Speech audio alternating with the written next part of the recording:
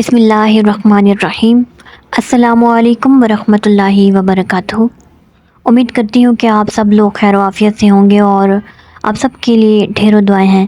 رب کریم آپ سب کو اپنی دنیا اور آخرت کی تمام بھلائیاں عطا فرمائے، آمین ثم آمین۔ تو دوستو، ہم لوگ بات کر رہے تھے کہ سلام کے آداب کون کون سے ہیں، ٹھیک ہے؟ اور پچھلی ویڈیو میں بھی میں نے اسی پر بات کی اور میرا دل تھا کہ میں اس کے متعلق آپ لوگ کو ذرا ڈیٹیل سے بتاؤں، تو آج بھی اسی پر ہی بات کریں گے کہ جب کوئی شخص آئے اور سلام نہ کرے تو اس کے متعلق کیا حکم دیا گیا ہے۔ فتح مکہ کے روز صفوان بن امیہ نے کلدہ بن حنبل کو نبی کریم صلی اللہ علیہ وآلہ وسلم کی بارگاہ اقدس میں روانہ کیا اور ان کے ذریعے دودھ اور کچھ تازہ سبزیاں بھجوائی۔ نبی کریم صلی اللہ علیہ وآلہ وسلم اس وقت وادی کی اونچی جگہ پر تشریف فرما تھے۔ کلدہ کہتے ہیں کہ میں حاضر ہوا تو نہ سلام عرض کیا اور نہ اجازت طلب کی۔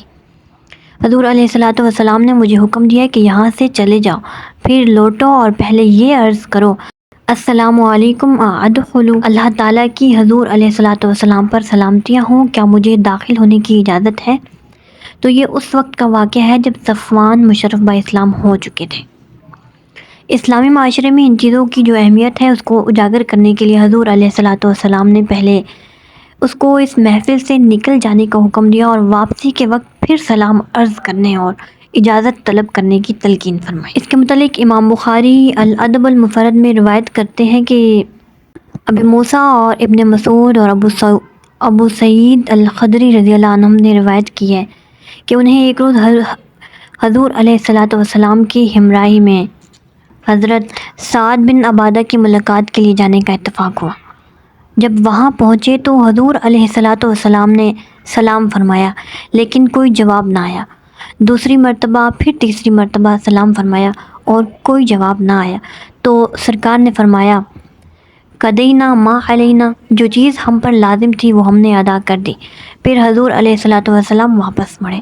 حضرت سعد نے اس وقت اجازت دی اور عرض کی یا رسول اللہ، اس ذات کی قسم جس نے حضور علیہ الصلوۃ والسلام کو حق کے ساتھ نبی بنا کر مبعوث فرمایا ہے، جتنی بار بھی حضور علیہ الصلوۃ والسلام نے سلام فرمایا میں نے سنا اور اس کا آہستہ سے جواب دیا، لیکن میں نے بظاہر یہ خاموشی اس لیے اختیار کی کہ حضور علیہ الصلوۃ والسلام مجھے بار بار سلام فرمائیں اور حضور علیہ الصلوۃ والسلام کے ان پہم سلاموں سے مجھے اور میرے اہل بیت کو برکت نصیب ہوں۔ ماشاءاللہ، حضرت سعد کا یہ جملہ غور طلب ہے جو ان کے جذبہ محبت اور عقیدت کی ہمازی کر رہا ہے۔ یا رسول اللہ والذی بعثک بالحق نبیا ما سلمت من مرۃ الا وانا اسمع وارد علیک ولکن احببت ان تکثر من سلام علی وعلی اہل بیتی۔ کسی کی طرف سے کسی کو سلام پہنچانا تو اس کا کیا طریقہ ہے؟ آئیے، امام مسلم نے اس کے متعلق حضرت ابو ہریرہ رضی اللہ تعالیٰ عنہ سے روایت کی ہے۔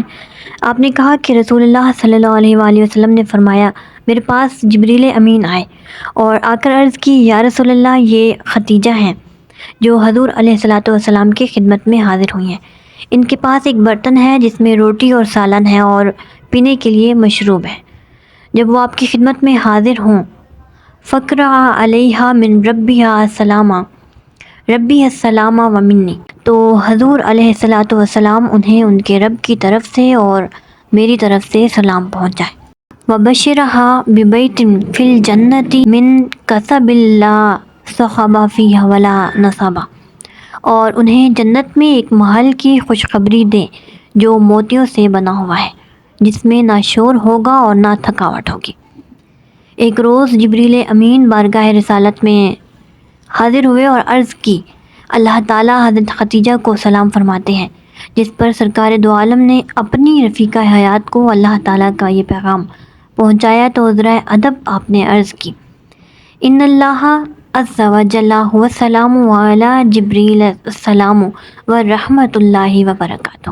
اللہ تعالیٰ تو خود سلام ہے اور جبریل علیہ السلام پر اللہ کا سلام، اس کی رحمت اور اس کی برکتیں نازل ہوں۔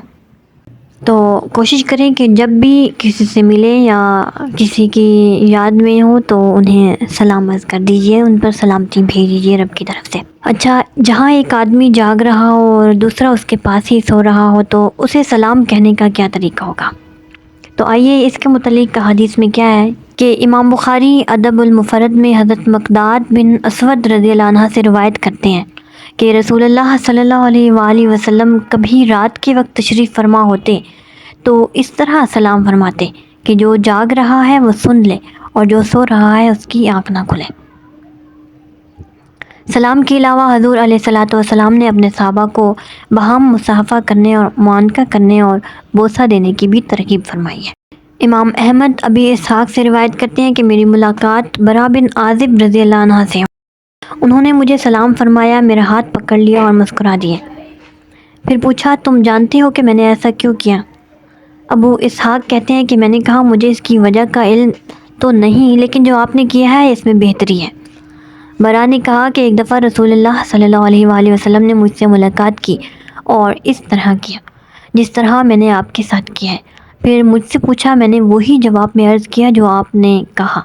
پھر حضور علیہ الصلوۃ والسلام نے فرمایا، جب بھی دو مسلمان آپس میں ملاقات کرتے ہیں اور ایک مسلمان دوسرے مسلمان کو سلام کہتا ہے اور اس کا ہاتھ پکڑ لیتا ہے، وہ محض اللہ کی رضا کے لیے اس کا ہاتھ پکڑتا ہے تو ان کے جدا ہونے سے پہلے ان کے سارے گناہ معاف کر دیے جاتے ہیں۔ حضرت حذیفہ رضی اللہ عنہ سے مروی ہے، انہوں نے کہا کہ رسول اللہ صلی اللہ علیہ وآلہ وسلم کا یہ معمول تھا کہ جب اپنے صحابہ میں سے کسی کے ساتھ ملاقات کرتے تو اس پر ہاتھ پھیرتے اور اس کے لیے دعا فرماتے۔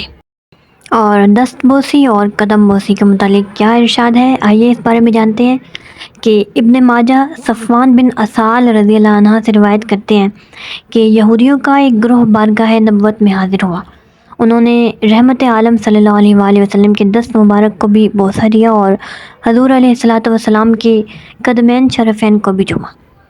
امام بخاری اور امام مسلم نے حضرت ابو ہریرہ رضی اللہ عنہ سے روایت کیا ہے کہ حضور علیہ الصلوۃ والسلام نے حضرت حسن بن علی رضی اللہ عنہما کو بوسہ دیا۔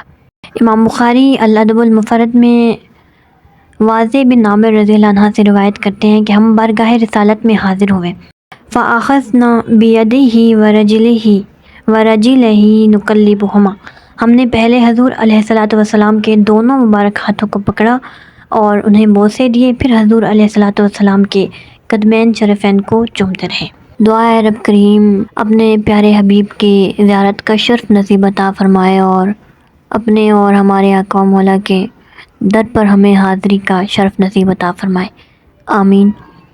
آئی ہوپ آج کی ویڈیو آپ لوگ کو پسند آئی ہوگی اور اس ویڈیو کے متعلق اپنی رائے کا اظہار مجھے ضرور دیجیے گا اور چینل کو سبسکرائب کرنا مت بھولیے گا۔ تھینک یو سو مچ، اللہ حافظ۔